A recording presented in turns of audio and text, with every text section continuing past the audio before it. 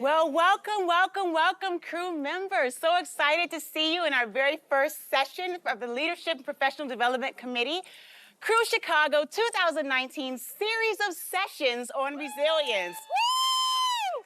So excited, so excited. Today we have quite a program for you. And we have our guest today, a woman who has a story on resilience that you are going to be just as excited to hear about as I am to talk to you right now. She is Sarah Minkowski, and she is the president of Reframe Consulting, light there. She has 2 decades of experience in HR with such reputable companies as Kraft and Capital One. On that note, she's also a certified executive coach and uses her expertise in HR to help people all around Chicago at this point in her life. We are so excited to welcome her, and it's a pleasure for us to have her. Before she comes up to speak to you today, I'd like to remind you of a little story about me. I'm Trish Gordon. I currently am a senior project manager and program manager for JLL. But 5 years ago, I was a Crew Network scholar. Yeah. I know. And it was the giving that you all exhibit and give to Crew Network that allowed me to have that scholarship. And so today, I am wearing my bling because I am a proud supporter of Crew Network, and I'd like to invite all of you to do the same. And in doing so, in giving of any amount, you will receive this beautiful pink Crew bling that you can wear to the rest of the sessions you'll be attending this year. When you see how exciting this one is, you'll be back. Thank you and enjoy. Sarah?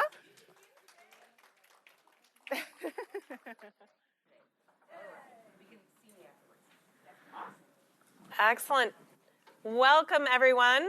With that kind of introduction, I don't know how I can live up to that level of enthusiasm. I had not seen Trish in action, but she's a force to be reckoned with.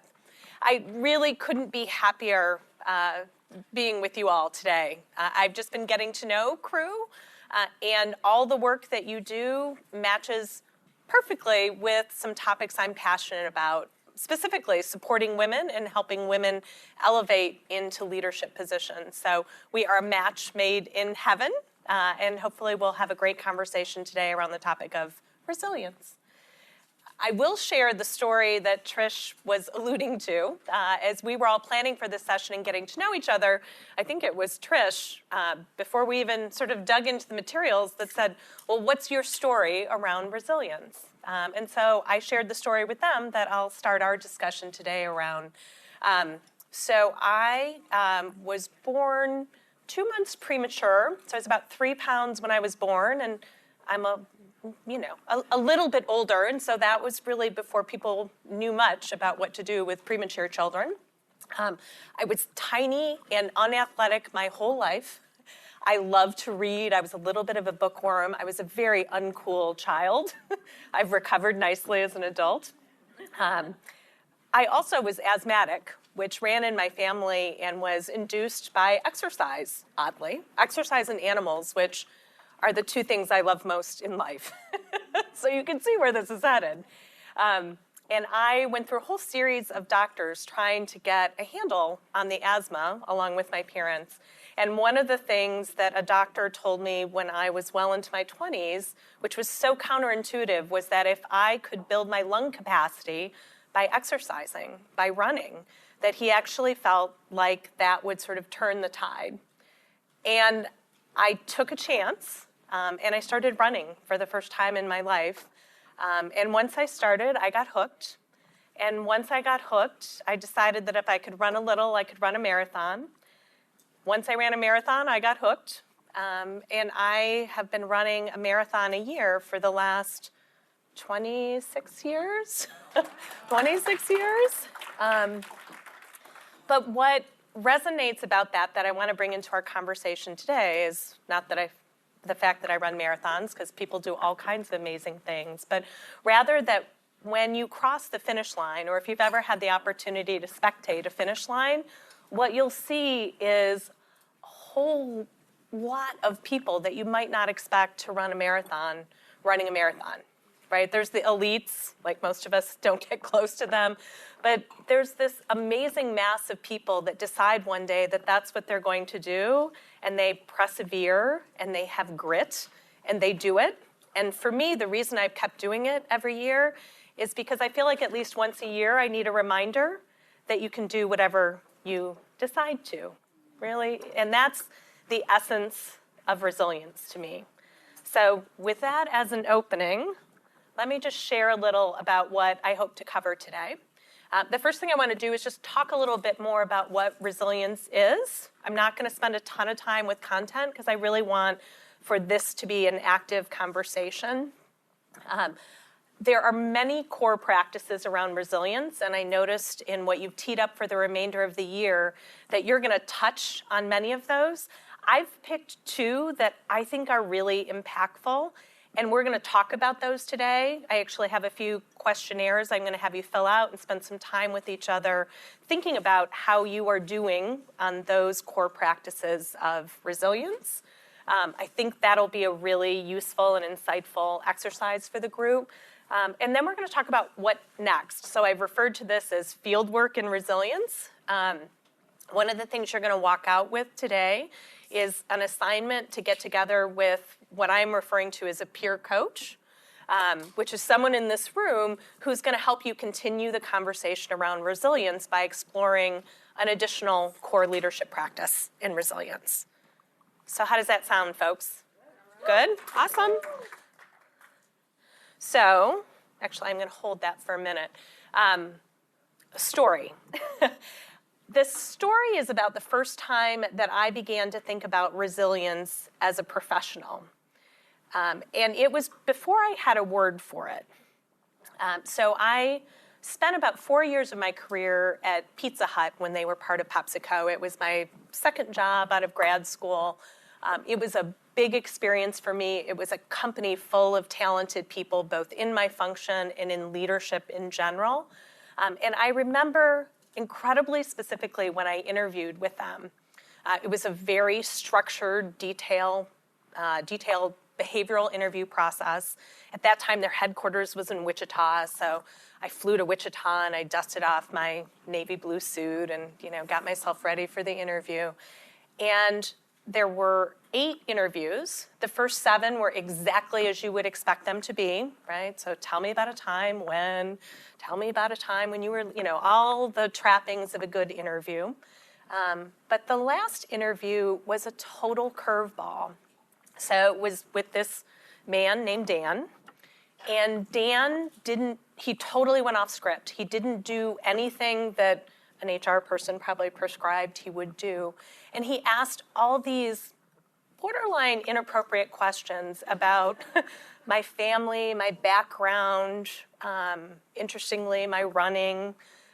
He was just digging, and he was a very warm, engaging guy. So it wasn't a tough interview, but he really wanted to know more about what made me tick and what challenges I had faced. And I walked out of that interview and thought, I am never going to get hired. This is so not going to work. They hired me, and it was an amazing professional experience. And once I got on board, I started asking people about this experience I'd had, and I learned that many people had the same experience with Dan, I'll call him, because that's his name. And it became almost lore in the organization why Dan asked all these questions. And my observations once I was on the inside is that many of the leaders in this organization were not pedigreed. So this was not a Harvard, Yale, Stanford. Nothing wrong with that, but that's not what was here. I also noticed that a lot of the most senior leaders had had exceptionally difficult personal situations. In some cases, starting from childhood. So there was people who had lost siblings, people who had lost spouses, people who had worked their way through chronic diseases, like in a fashion that seemed beyond what you'd experience in the normal population. I also noticed that it was the most committed, selfless, and exceptional, hardworking leaders that I had ever had the privilege of working for or with in that point in my career. So I got really curious about this, and I got to know Dan. so I had a chance to have a one-on-one conversation with Dan, and so I asked Dan, what's up? Like, I just basically said, here are my observations, here's what I remember from the conversation we had, and here's what folks are saying about the questions you're asking and how it's landing. And he said, well, Sarah, here's the deal. Like, we sell pizza. This is not a complicated business, right? We make it complicated sometimes, like in any business you're a part of. But the truth is that what makes this business run is real dedication and hard work. This is a 7-day-a-week business. It is a bit of a grind, right? It's not a huge profit margin. And so when I think about people I invite to join us, I actually want to know that they know how to persevere and work hard. So when I'm asking about all those experiences, like, that's what I'm trying to get at. And then he said the second thing is that people are missing the point. Like, I'm not just asking about their hard experiences to know that they had hard experiences. I'm asking about their hard experiences because I want to know if they learned anything from it, right? And so, like, people don't walk away remembering that that's the conversation I had with them, but that's what matters, right? Because we know that difficult experiences in work and in life it's a necessary but not sufficient condition to get better, right? Like, you can have a really hard experience and wind up really unhappy and bitter, or you can have a really hard experience and you can wind up better and bigger and more capable as a result of it. So, still to this day, I have some questions about the way he asked the questions, but I did more understand and kind of internalize this idea that when you think about what creates great leaders, and I would argue great people, it's the capacity to overcome, right? It's this idea of grit and perseverance, and a phrase I'll use, which is making meaning of your experience, right? So, in sort of HR circles, when we talk about what makes people high potential or have the capacity for great leadership, we talk about this idea of learning agility, which is what meaning can you wrest from the experience you had, right? Like, you can give people really great developmental challenges and have them not walk away with meaningful lessons. On the other hand, you can give really talented people even more insignificant challenges, and they walk away with all these deep insights, right? It's sort of your ability and your capacity to make meaning. So I share this because this is really the first time I started noticing and paying attention in my personal and my professional life about how this idea of resilience applies to building and being a great leader.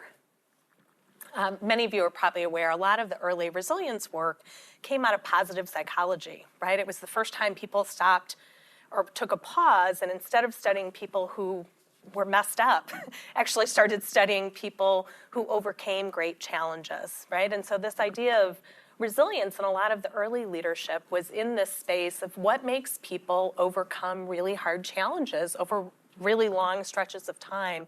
And the three things that came up in that research is this idea of self-regulation and grit, like, being able to maintain consistent levels of effort over really long periods of time.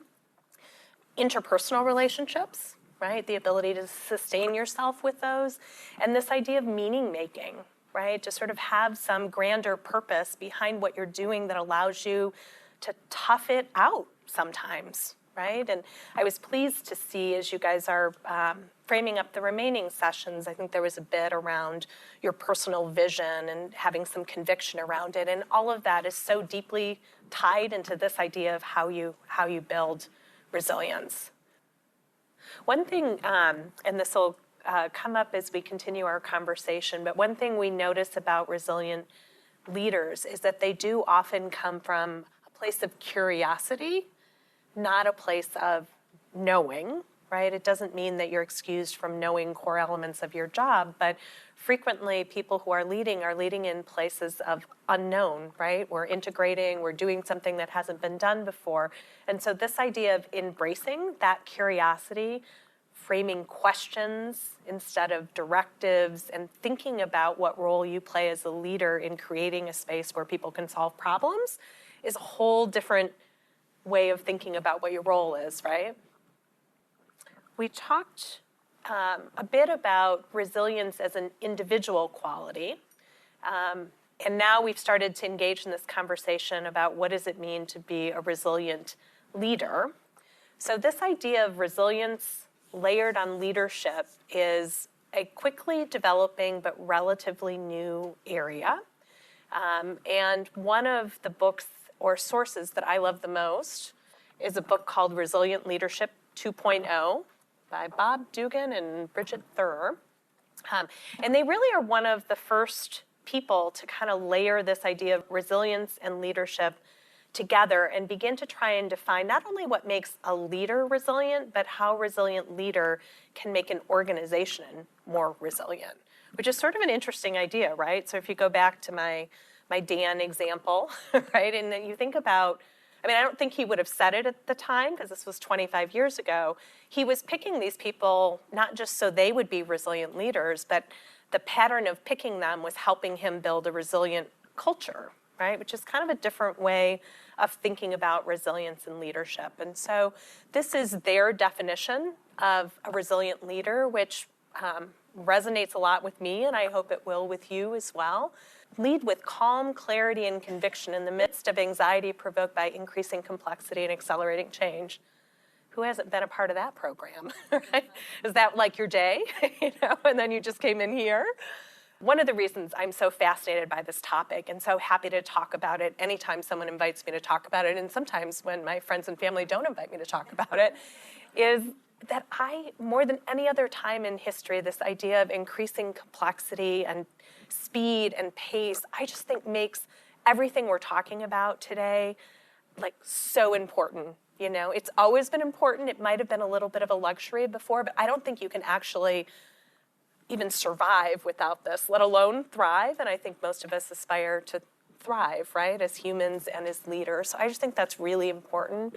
The second element I love as well, which is lead from strengths. They know how to care for themselves emotionally, spiritually, and physically, and can sustain their leadership efforts over time.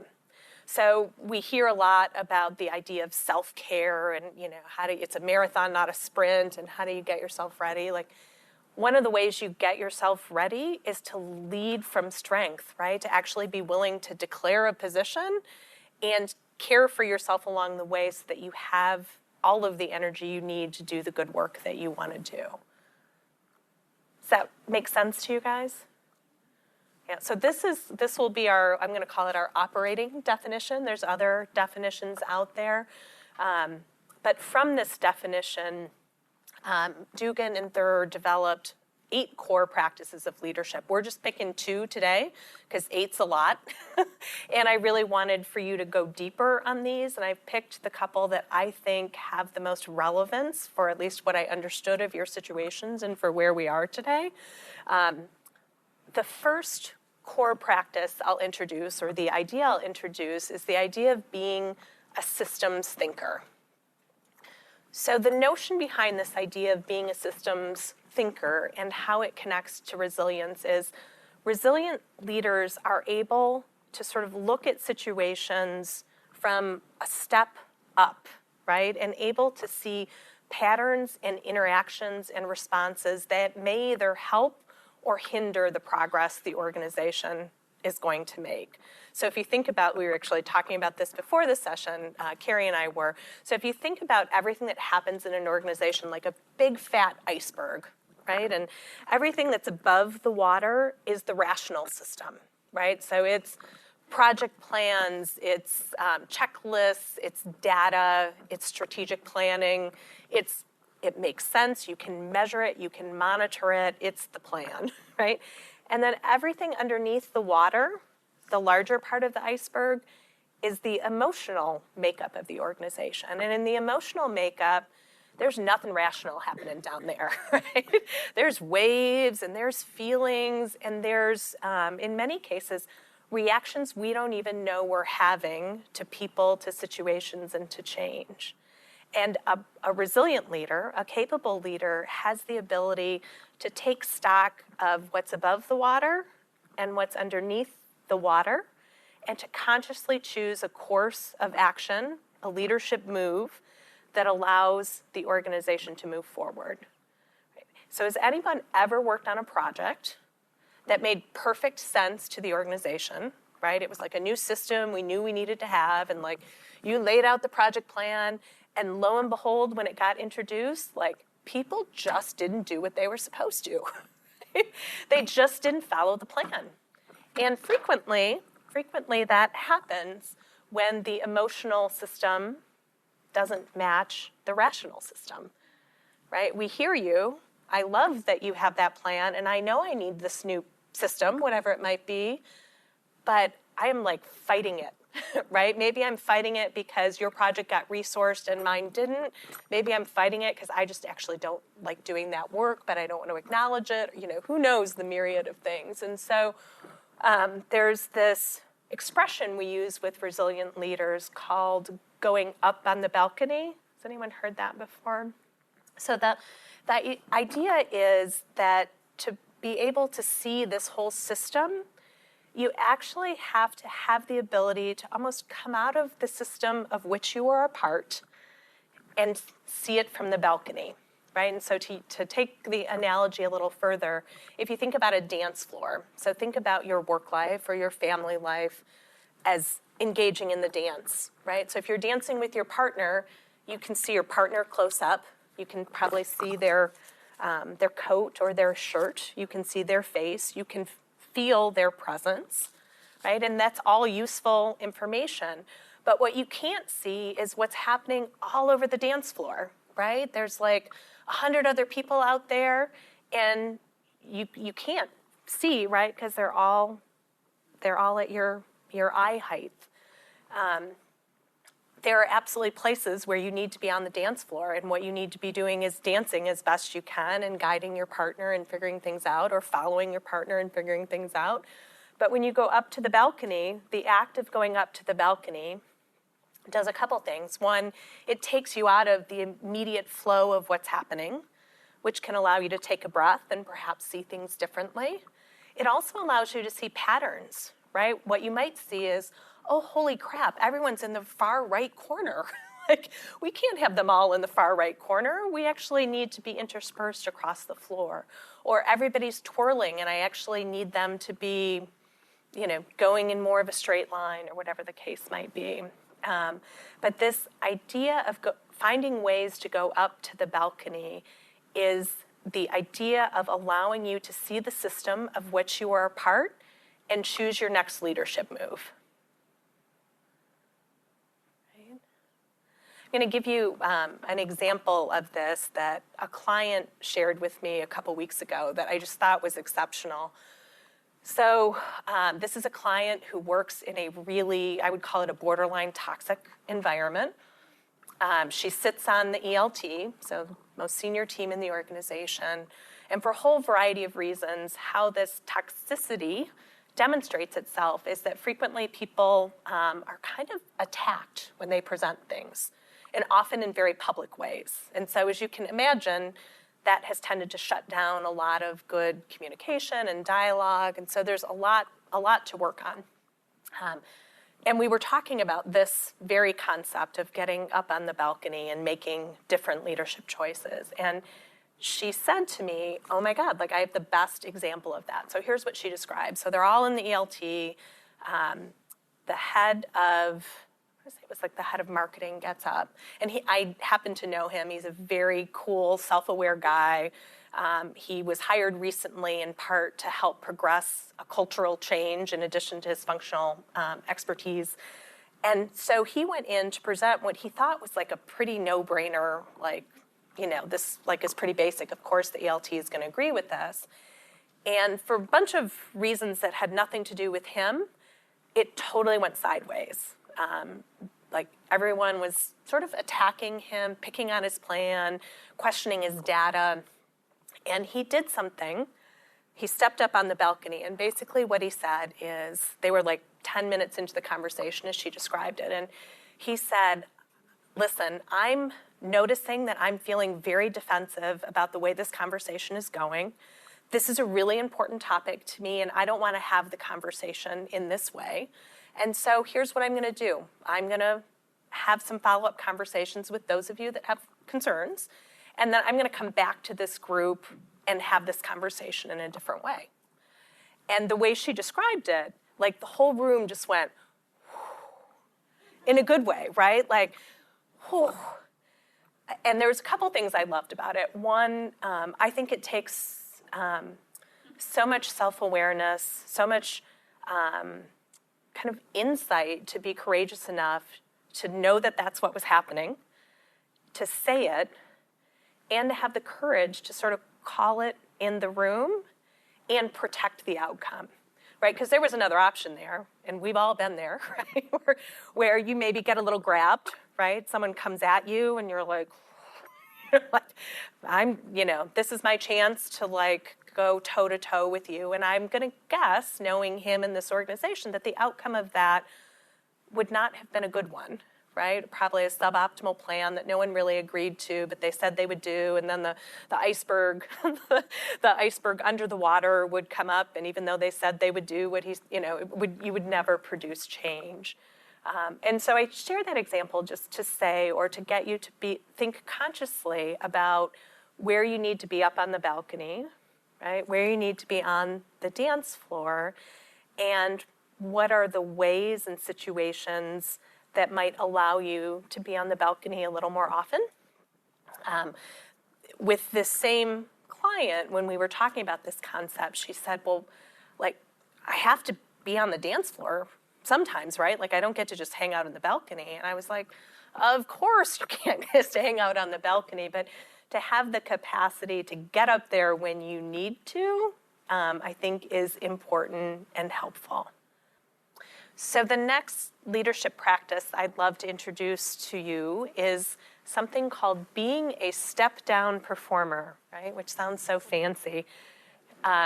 Here's the idea. Resilient leaders have the ability to take the temperature down in a room, right? So they have a way of being and interacting that calms and diminishes anxiety and allows people to be in a place of problem solving, right? Has anyone known, or maybe even been the leader, that when they walk into a room, like, and you can physically see this, like, they are so tense and so focused that literally the room shifts. Like, literally the room, like, takes on a whole different tact. And people, if you ever have the opportunity to watch it, it's fascinating to watch people's body language. Like, people don't even know they're doing it. It's almost like they're just emitting these sound waves, these emotional sound waves that cause people to sit up straight, right? To get tense, to really almost change their way of being in the world because of this sort of emotional wake that a leader may have. And often it's really unintentional. Like, often it is someone being in their head, being focused, and really being thoughtful about all the things that they need to do, but not being conscious of the fact that disposition has now shifted the room and inherently made people in the room less able to do the work that we want them to do, right? Which is solve problems and do great things. There's the best example of this. Like, I was so happy that I was coming here to be with you when this happened. R. Kelly, the Gayle King R. Kelly interview. Anybody see this, right? So if you didn't see it, here's how the thing went down. So,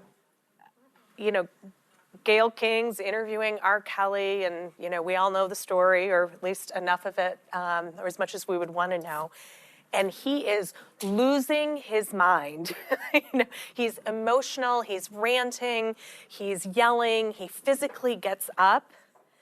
And Gayle King, God bless her, she's like in her chair, sitting back. That's right. And she says, Robert, like in this calm Zen voice. And I was like, she is a step-down performer. She is totally doing exactly not only what a good interviewer should do, but also what a good leader should do. Right, so I saw Jimmy Kimmel that night, and he was talking about this interview, and he was like, hey, I don't know what Zen meditation program she's on, but like, sign me up. I was like, that is so awesome. So, I mean, that's an extreme example. Obviously, I don't want you to be Gayle King, and I never want any of you to have to interview R. Kelly for any reason.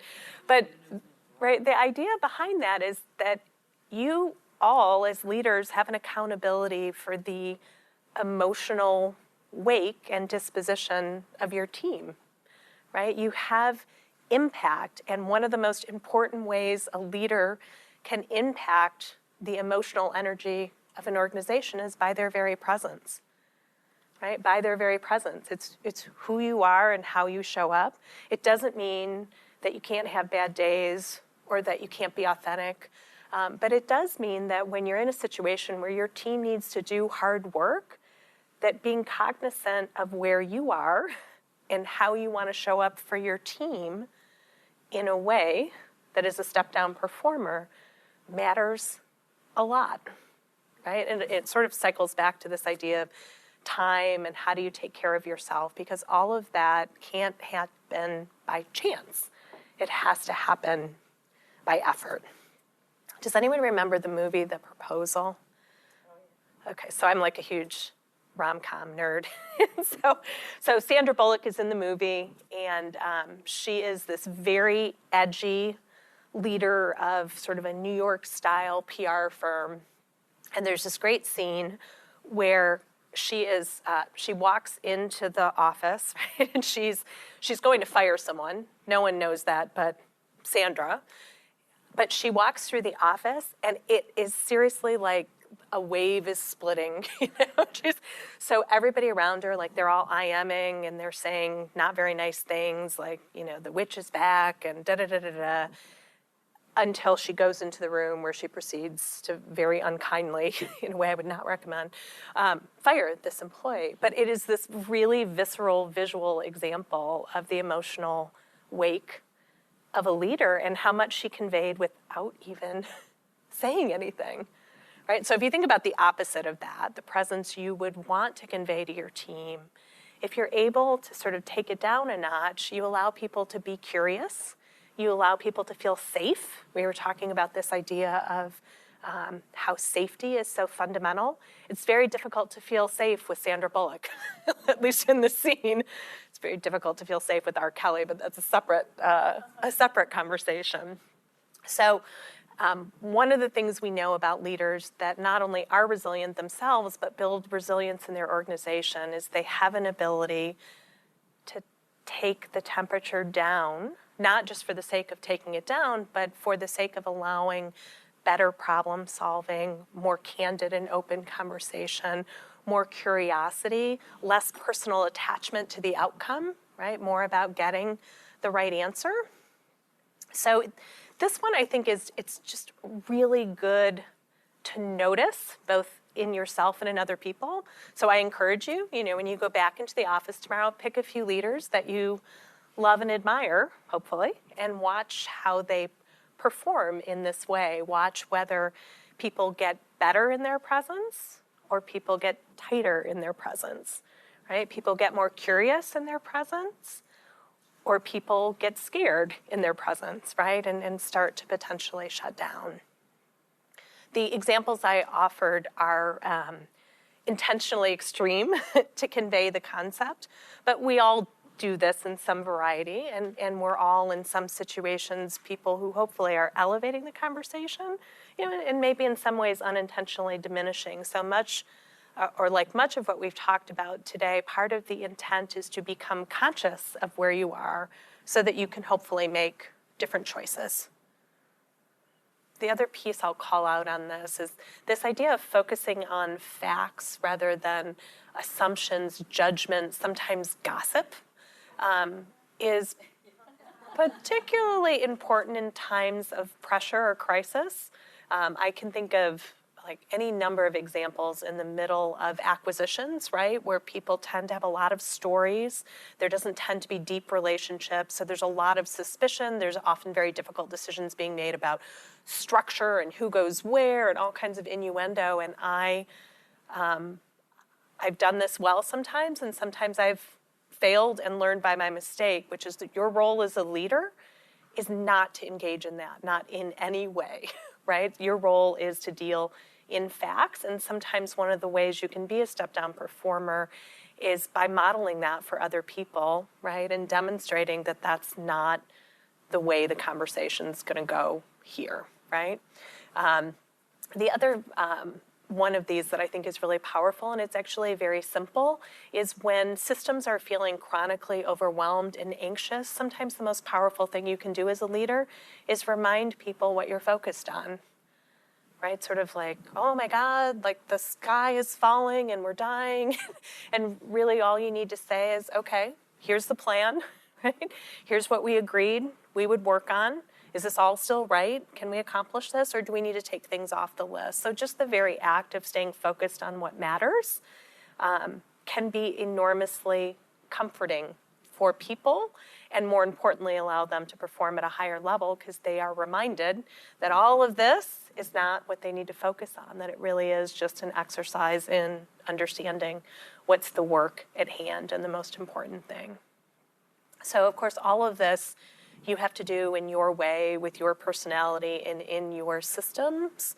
But thinking about how you communicate as a step-down performer, I think can be a really powerful way to not only take down the temperature, but to allow people to solve real and meaningful problems that will never get on the list if you're off on the kerflooey, I call it, which is sort of the problem that we didn't mean to solve that now is at the meeting, and then we need 6 more meetings, and then we don't have time to rest, and then we're tired, and then right? So I just encourage you to give this some thought and hopefully think about maybe 1 or 2 ways or 1 or 2 things that you can integrate into all of these things that you've learned previously, and hopefully you're learning over the course of this year. So there's 2 things I'd like to do in closing. The first thing is, and I alluded to it, but I'll state it more specifically, one of the things we talked about with the planning committee is to find ways with this material to deepen your learning and also to increase the connections you make with each other, because in my brief, observation tonight, it seems like that's the magic of Crew. And so what I've created is just a 1-pager that I'm referring to as a peer coaching guide, but it's just a little bit of content on this idea of the empathy trap, an additional core practice, and then just a set of coaching questions, just like you engaged in here. I will be sending that to you with the survey so that you'll get that. What I would like for you to do while we're all in the room together is just pick your peer coach and exchange contact information. Make sure that you know how to get to each other. These do not need to be long or complicated conversations. I actually think you can have a great coaching conversation in 30 minutes. And you just need to do it between now and the next session. So pick a partner. Pick a partner. All right, ladies, we have one final thing I'd like to do before I send you on your way for what I hope is a lovely evening. Here's the thing. I'm going to take you back to my friend Dan. So circle back, think about Dan. The deal with Dan is I don't think he knew or believed at the time that resilience is something that could be taught. He actually thought he had to go pick all these people who had crappy things happen to them, and that was the only way you could build a resilient culture. We now know, through leadership, through research, through our own personal experience, that you can actually learn resilience. Like, isn't that an awesome thing? This is not like you're born with it, and if you're born with it, like you get all the good stuff and other people get all the bad stuff. This is actually a practice. And so, I share this quote from the author of the book that I mentioned because part of what he's emphasizing is that this is work. Like, this is actually something we need to find a way to do regularly. So here's the hopeful part. Like, we can all learn this. We can all be better. Humanity can be better. Like, it's cool. We know how this works. And it requires your commitment, your effort, your thought, your connections to each other and to this group. And so in that spirit, I have done for myself, and I've used with clients, an exercise that I call pick a word. So here's what's behind pick a word. For as long as I can remember, because I'm a touch anal, every year I would do this annual planning process for myself, and I would do a whole thing about how'd I do and all the quadrants of my life and how do I want to do better, and I'm not in any way judging you if you all do that. It was wildly successful for a really good portion of my life. And over the last 4 to 5 years, because the speed of what we're up against is increasing and because life happens, and because my parents got ill and my life changed, like all of a sudden this beautiful exercise that I valued and loved for so long stopped working, right? Like I totally get thrown because I didn't do my list of things. And what I reflected on and what I started doing was something very different than that. I stopped thinking about what I wanted to do, and I started thinking about how I wanted to be, right? How I wanted to be. Since I made that change, you'll note Melinda Gates now has gotten on my program, and she also picks a word. Pretty sure she got it from me. Not true. It has been transformative for me because in picking a word, I have given myself a barometer that almost immediately helps me figure out what I want to do more of and less of, right? So things that were like, do you want to work with this client? I think about my word and I'm like, no, actually I don't. Do you want to go speak with crew? Absolutely. Hell yes. Right? It fits. And so I want you to do a slight mini version of that very briefly, which is I'd like for you to pick a word that is how you want to be as a resilient leader for 2019. You can change the word throughout the course of the year. You might decide the word isn't right, but it's my experience and my hope for all of you that in picking a word, you'll give yourself a level of accountability, both with your peer coaches and with each other, that will help you sort through all of this amazing information you're going to learn into what matters most for you, right? There's a lot here. So I'm going to give you just like a minute, just briefly, just to reflect on what word has stood out. It could be calm, it could be rested, it could be powerful. It could be about the resilience we talked about today, or it could be connected to other things you've learned. And we're just going to do a lightning round, and I just want you each to share your word, because I think there's something powerful about sharing your word with a group of people that support you, and doing so in a public way allows people to help you. So that will be our final move for the night. I'll give you just a few minutes to think about it. Maybe not quite as much as I would like, and again, you reserve the right to change, but I really want you to share it while we're here together. It has been an absolute pleasure to engage with you ladies, and I'm really excited to see where your resilience journey leads. Yay!